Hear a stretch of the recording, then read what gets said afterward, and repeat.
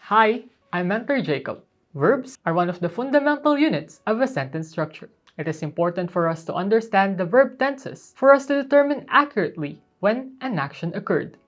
In this video, we will discuss the 12 verb tenses along with strategies and helpful clues to know when and how to use them. We will also equip the timeline technique for us to visualize the verb tenses more effectively. Verb tenses express actions or states in time. We have 4 categories: the simple tenses, the progressive tenses, also known as continuous tenses, the perfect tenses, and the perfect progressive tenses, also known as the perfect continuous tenses. The first category is the simple tense. It focuses on when the action occurs rather than whether it is completed or ongoing. We have 3 forms: the simple past, the simple present, and the simple future. Let's first discuss the simple past tense. It expresses an action that has already happened. We have here helpful clues that can guide us in determining if the sentence has the simple past tense. If the sentence has a specific time in the past, and the past verb forms has no helping verbs like has or have, for instance, played, went, and wrote, then the sentence is in the simple past form. If our sentence has this clue, then we need to follow the structure of the simple past tense. If you have a regular verb, just add d or ed. But if you have irregular verbs, they can take a variety of forms, so you need to review your irregular verbs. For example, go will become went. Here's an example sentence. In your test, it will be like this: she blank to Spain last month. And because of this clue, we have a specific time in the past. We need to apply the simple past tense. Hence, we need to use this verb went. To better visualize it, let's apply the timeline technique. So we have here this area in the left represents the past, the middle is the now, and the future is on the right side. So we just need to put our verb here because it has already happened in the past. She went to Spain last month, and the time was last month. Next, we have the simple present tense. It describes actions happening now, habitual actions, or general truths. We have helpful clues. If you see time markers in your sentence, for instance, time markers for habitual actions like every night or every Sunday, then you have the simple present tense. Also, if you see that your sentence is about a general statement of fact, so you will follow this structure after determining your clues. If your verb should be singular, then you need the base form plus s, and if your verb is plural, then you just need the base form. Let's apply it on the sample sentences. In your test, it will be like this: Aya and Gwen blank every Sunday. Since we have this clue, a time marker representing habitual action every Sunday, then we just need the base form jog. And for the second sentence, since this is a general statement of fact, water boils at 100 degrees Celsius. Hence, we used the boils, which is the base form plus s. Let's apply the timeline technique. Here's our sentence: Aya and Gwen jog every Sunday. So it's a habitual action. So they did it in the past, last Sunday. They also do it now, and they will do it in the future Sunday. So that's how the simple present tense works. The last one for the simple tenses is the simple future tense. It describes actions or events that will happen in the future. We have clues also. If you see time markers for future actions like tomorrow or next month, then you have the simple future tense. After determining your clues, you will apply this structure: will or shall plus the base verb, or am or is or are plus going to plus the base verb. Here's an example sentence. In your test, it will be like this: she blank grandmother tomorrow. Since you have this clue, tomorrow, this is a time marker for future action, tomorrow, you need to follow the structure of the simple future tense. Hence, we used will visit. If we apply the timeline technique, it's just a future action. So the action will happen tomorrow. So we just put the verb here, visit and tomorrow. It's in the future. Let's move on to the next category, the progressive or continuous tenses. So this tense emphasizes actions that are ongoing or in progress during a specific time. We have 3 forms: the past progressive, the present progressive, and the future progressive. The first one is the past progressive tense. It is used to show a past event that was happening when another event occurred. So this is the clue. You have the past event that was happening when another event occurred. Also, this has no focus on how long. Okay, with this clue, you need to apply this structure: was or were plus the present participle to make the present participle, you need the base verb plus the ing. For example, was playing. This is an example sentence. In your test, it will be like this. He blank outside yesterday when his mother called. So we have here the time marker yesterday indicating that it happened in the past. And we have here when his mother called. This is another event that also occurred. So you need to apply this structure. Hence, our verb is was playing. Let's apply the timeline technique. So you have here an ongoing past action, playing, then another past action occurred, which is the mother called. Next is the present progressive tense. It describes an action happening at the moment of speaking or an ongoing activity. These are the clues. So your action should be happening right now. Then it has no focus on how long. If you determined these clues, you need to use this structure. Is or are plus the present participle. For example, is writing. An example sentence is this. Okay, in your test, it will be like this. He blank a story right now. We have here a marker right now, so it is happening right now. Hence, your verb structure should be is writing. Let's apply the timeline technique. So it's just an event that is happening right now. So we'll just put the verb here, right now. So writing right now. Next is the future progressive tense. It describes an action that will be ongoing at a specific time in the future.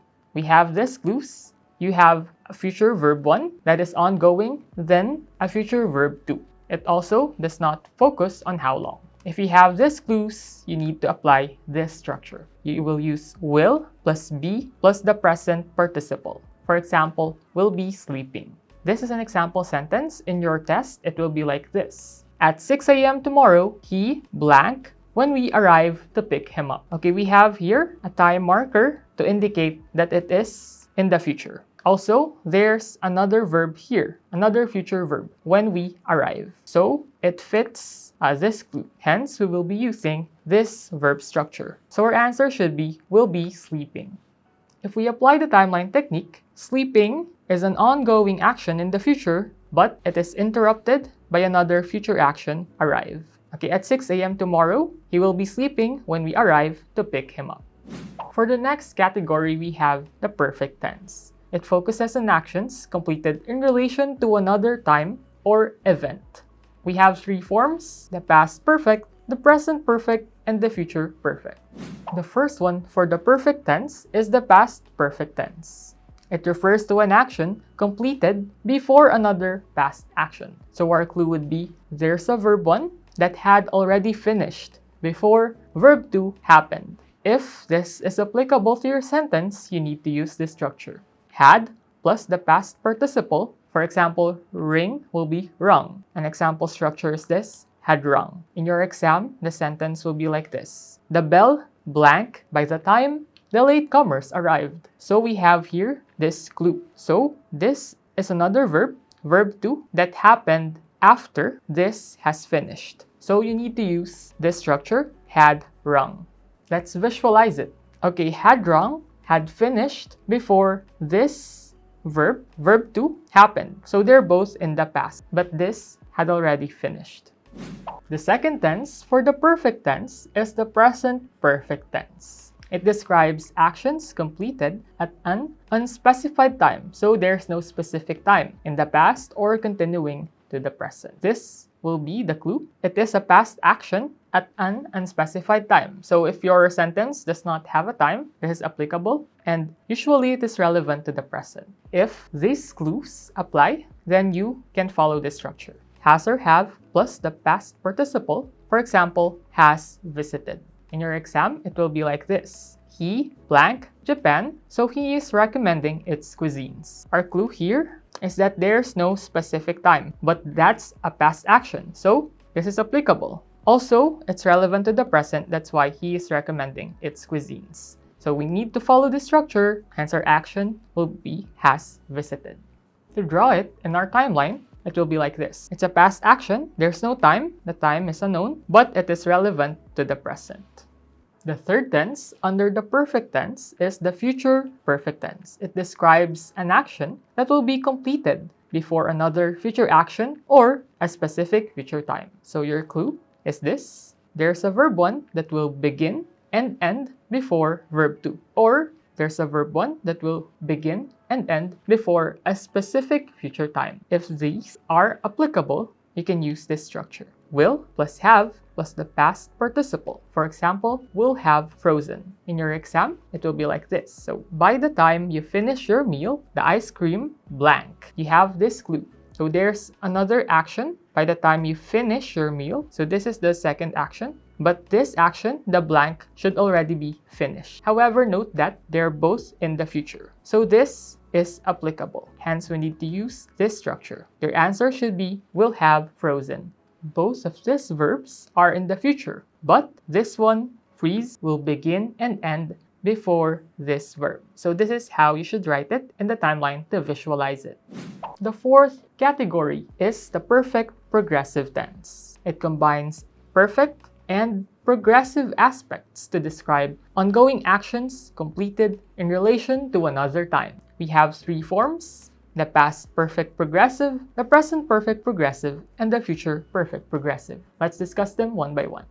The first one is the present perfect progressive tense, or the present perfect continuous tense. It emphasizes the duration. Duration means how long of an action that started in the past and continues into the present. The clue is that the phrase should indicate duration. For example, for hours or since morning. If you have this clue, we can apply the structure: has or have plus been plus the present participle. Note that you need to use has if your verb should be singular and have if your subject is plural. For example, has been cooking. In your test, the sentence will be like this: she blank for hours, but she still hasn't finished. This clue is applicable because we have a marker for hours, and the action is still in the present. She still hasn't finished. So this is applicable. The verb should be has been cooking, and she is singular. So we need to use has instead of have.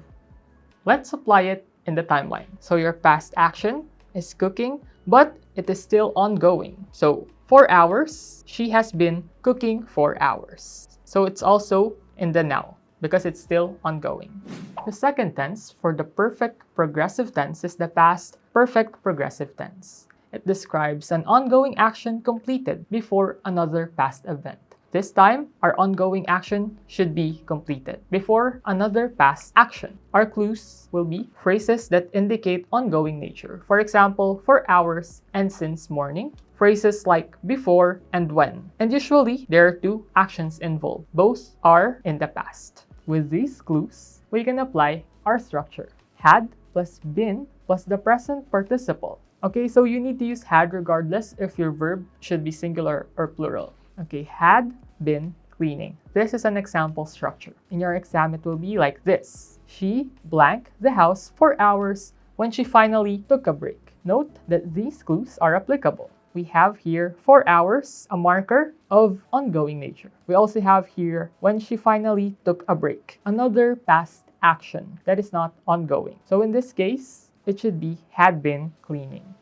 Let's use the timeline technique. So you have a past action that is ongoing, cleaning for hours. Then it was finished before another action, another past action, which is took a break.